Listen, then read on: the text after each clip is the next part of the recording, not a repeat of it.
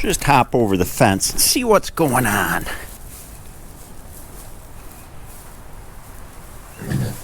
Howdy, pickers. How are you guys doing? Uh-oh. Oh, you're gonna run. I just had to do that for old time's sake. There they go again. Back to their bed. Hi, I'm Pete, and welcome to Just a Few Acres Farm. Well, today I'm continuing on the MD. It's kind of nasty outside, good day to work in the shop. And the goal today is to strip down this transmission final drive. And what I mean by that is I'm going to take off the torque tube and the bell housing here, take the clutch linkage apart, get that all off from here forward, take the brake pedals, linkage, get to the brake drums in here, take the PTO unit off the rear here, and get this all cleaned off. And then I'll be at the point where I can pull off the axle housings and the axles, but I'm not sure if I'm going to get to that today. First thing to do is to disconnect the shaft that comes out of the clutch back in here. There's a knuckle. Let me show you. Looking up from underneath here, this is the knuckle here that connects the transmission input to the clutch shaft going this way. We got to take this apart here and then take this bracket off there, and then we can drop that shaft down. And this bothers me a little bit. There's some play in this knuckle. Hear that rattle? It's play in this hole. This hole must have egged out or the bolt's worn. This is about the handiest set of wrenches I got. Two of them covers all the common sizes, and they're ratcheting. This was a gift from Hillary, and they have served me very well. The other thing is I got a lot of end-to-end play here, and I can't remember whether that's typical or not. We'll see when we get it apart, see what's going on. Pull off this return spring. Am I gonna have to use a screwdriver on you? Guess so. There we go. Yeah, these tapered pins are capturing it in here. I'm gonna have to tap these bolts out. Put the nut back on so that it doesn't damage the threads, and we'll tap on them. There's one. There's two. Now we can take off this carrier up in here and drop the whole shaft down.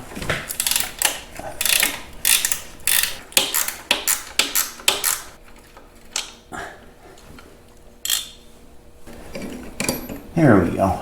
This assembly that I just pulled out, this is the clutch shaft here. Here's where the knuckle mounts. Here's where the pilot bearing is in the flywheel. And then here's the splines where it goes to the clutch. This just pulls out. You notice I got some looseness in here, but that's not of any concern because this knuckle is meant to flex with the tractor, and this is secure in the pilot bearing. So this is all held in place. This sleeve just needs to slide smoothly over it. And there's no bushing in here to replace. It's meant to fit a little loose. You do want to pay attention to how the release works on the outside of this, and this is nice and smooth and there's not a lot of play in it. And then look at the thrust bearing. This is smooth too. I may just replace this since I have it apart and this is a wear item. Now I can disconnect this clutch pedal linkage and then pull this cross shaft out. Take these cotter pins off, pull the pins out.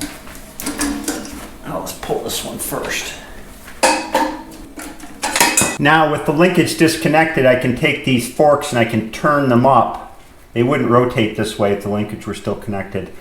And that exposes these two bolts here that have to come out to take the forks off. And these two bolts have a large washer that keys into the shaft here. So once I undo those, I can slide the shaft out.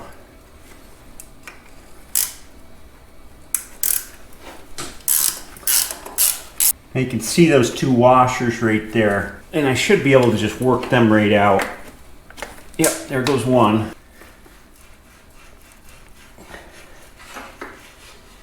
There we go. Here's the forks to the clutch that actuate the clutch. Here's a shaft that they wrote in. It's got grease zerks at both ends, and all they do is go to a passage down the center of this rod and then pop out in here, and it greases it where it goes through the torque tube. Now the torque tube is all empty and ready to take off. We got 4 bolts back there at the rear plate of it, and then there's 2 alignment pins which just should slide forward. Now I'm going to lift this off with the hoist because it's kind of heavy. Now before I pull this off, I've been thinking about the best way to say this, and I can't think of any good way, so it's something I've really debated whether to reveal to you. So I don't know, I guess the best thing to do is to just go ahead and show you.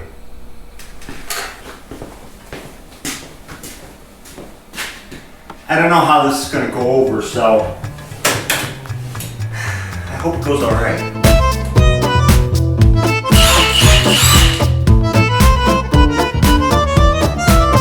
Yep, I got one of these newfangled 21st century tools. I don't know. The radiation from it might give me cancer, but I'm going to try it. We'll see how it goes. Well, that was pretty easy. I don't know. Might be a keeper. I kind of felt like that was cheating. Luckily, I got to use a wrench to take these other ones off. Much more satisfying. Here's the last one. And then there's just some alignment dowels that are holding it in place. She's gradually coming. The alignment dowels got threads on this side of them so you can pull them out with a nut, but I don't seem to have a nut that'll fit the thread. So we do it the old-fashioned way.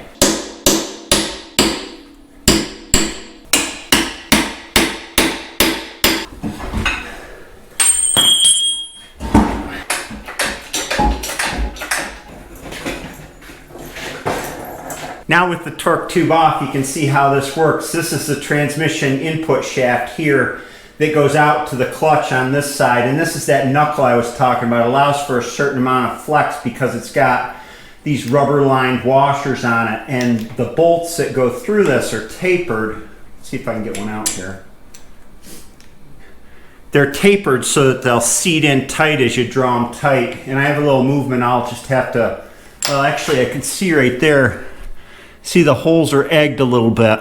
So we'll have to figure out what we want to do with that later on. And then you've got a seal and a bearing here, and this seal's leaking badly, as they often do. And then down here you've got the lower shaft end, and that's got a seal and a bearing on it as well. And then this drives the hydraulic pump, which sits right here. I might as well finish taking this knuckle apart and I can get that out of the way.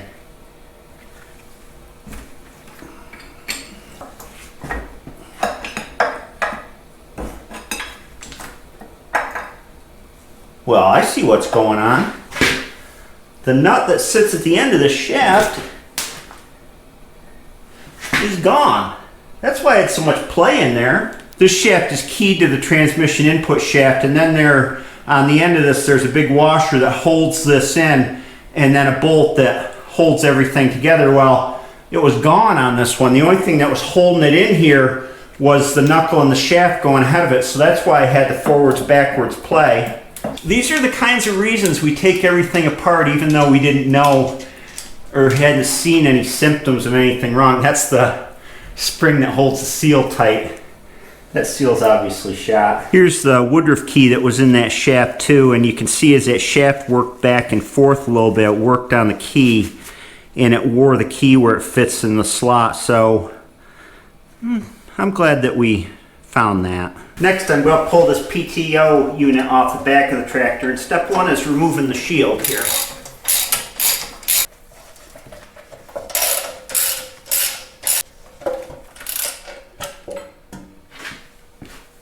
This is the rod that actuates the PTO. Just a cotter pin. Then removing the PTO unit is just a simple matter of taking the bolts off and pulling it away from the case.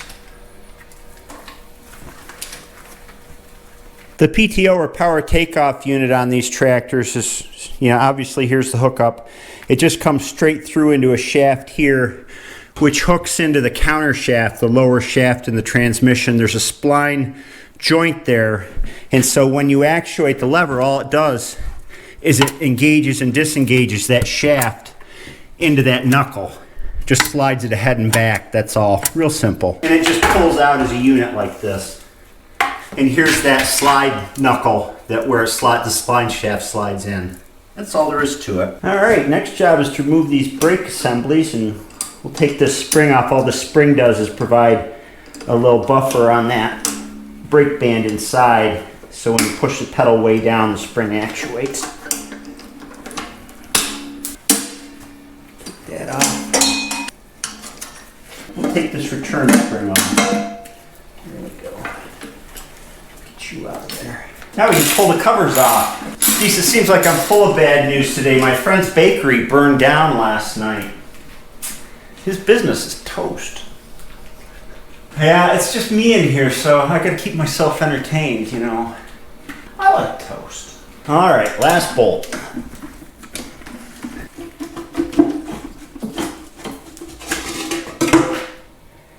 Here we go.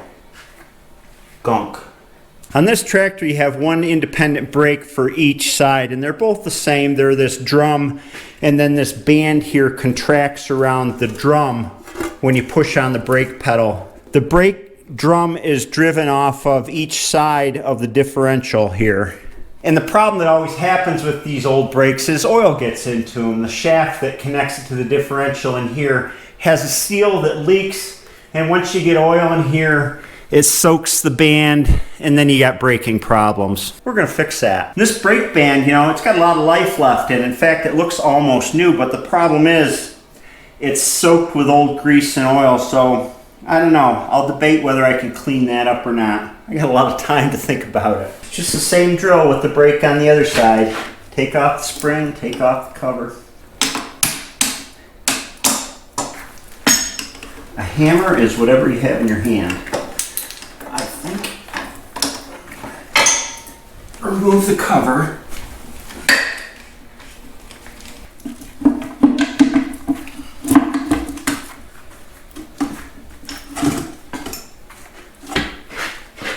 Yeah, same deal. Brake band looks almost new, but it's soaked with oil. Now you pull these pedals off. There's just a cotter pin in the end of the shaft holding them on. What's the old saying? When your only tool is a hammer, every problem looks like a nail? I think that applies. Well, you're being kind of a bugger. Huh. We'll just tap you out from this end if we can. You just do not want to come out, do you? And then I'm going to roll over that end. Oh, you know. You just come out. There you go. There. Now this first brake pedal I pulled off is the right hand brake pedal, so it works directly on this drum here. This is the left hand brake pedal and connects through this cross shaft. And that cross shaft goes through the transmission with a seal on each side and connects right here to actuate the other side, see? So I can just remove this brake pedal and then slide the shaft through. It's just a pinch bolt on here and a key to the shaft. There's the Woodruff key. And I have to pry that Woodruff key out of there before I can pull the shaft through. You know you want to come out. You do. I know you want to come out. You just need a little persuasion is all. Weren't you just telling me yesterday that you wanted to come out? You told me. Now you're not coming out. Did you change your mind? Fine, have it your way. Then the shaft just pulls right out. There we go. The clutch pedal here's got some looseness on it, and typically the way I fix these is, well, typically the way I have my dad fix these is bore them out and put a bushing in, and if we have to, in combination, build up the shaft, but we'll figure that out later. Next step is to pull off these brake drums. This is where an impact wrench comes in real handy.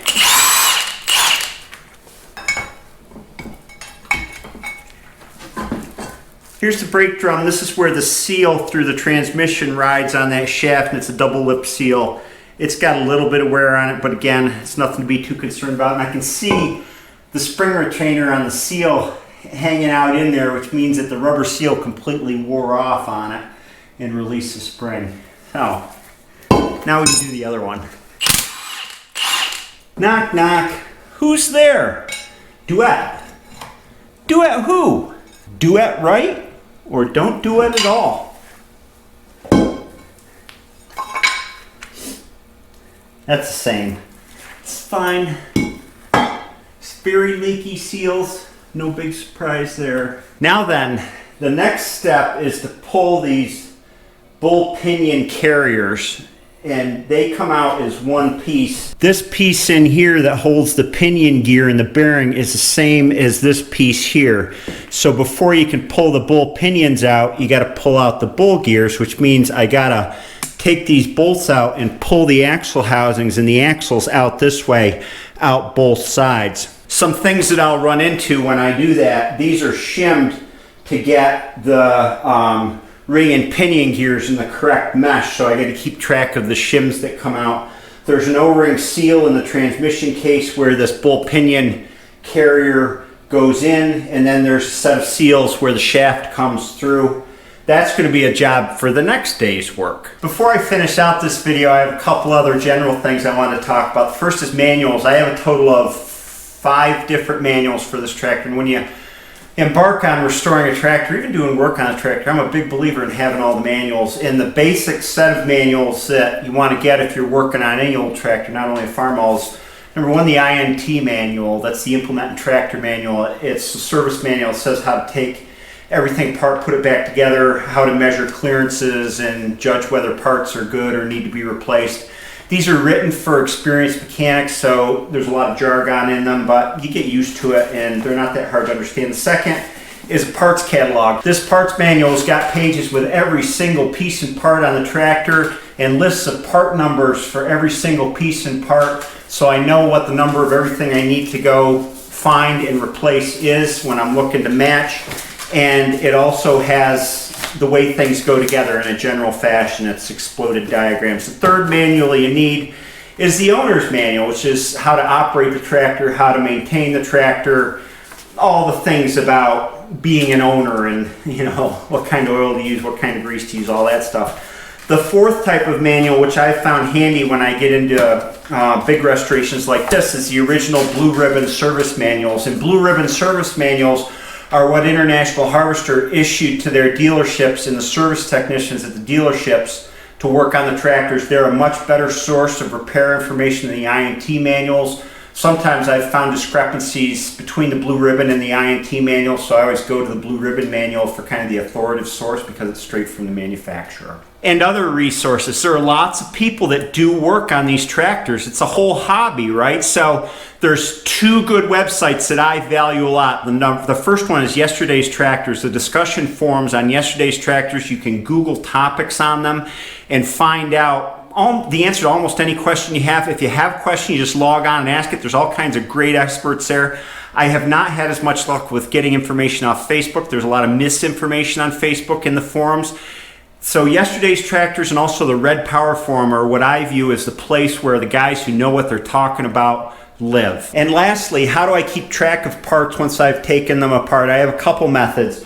When I remove assemblies, usually I keep the bolts in the assemblies that belong to that assembly so I can keep track of the bolts, or I put them in Ziploc bags and label the Ziploc bag with a piece of masking tape that says where the bolt or whatever doodad came off of for small parts. I stack everything up on the shelves here, and I've been through enough of these tractors where I look at something and I pretty much know where it goes, except for miscellaneous nuts and bolts, and that's the reason I Ziploc bag them. And if I have any doubt about where something goes, I have the parts catalog, which says where every single nut and bolt goes, so there's no doubt about how to put it back together. Next steps on this, like I said, I'm going to pull the bolt gears, pull the axles and axle housings, and then we can pull the shafts out of the transmission, the input shaft, the counter shaft, the reverse idler shaft, take this transmission all apart, then check the bearings and clean out the case, clean out the outside of the case, and away we go. We're really getting into it. I hope you enjoyed this video, and I'll see you next time.